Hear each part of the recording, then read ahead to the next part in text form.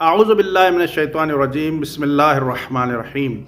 अगर कोई शख्स नमाज पढ़ते वक्त सूरह हम्द के बाद आमीन कह दे तो क्या उसकी नमाज बातिल हो जाएगी?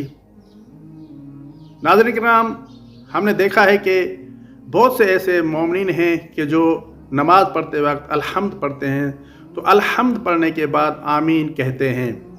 मोमिन को मालूम होना चाहिए कि 12 ऐसी चीज़ें शरीयत मुक़द्दसा में बयान हुई हैं कि जिन चीज़ों से इंसान की नमाज बातिल हो जाती है। उन 12 चीज़ों में से एक चीज़ है सूरह अलहम्द पढ़ने के बाद आमीन कहना।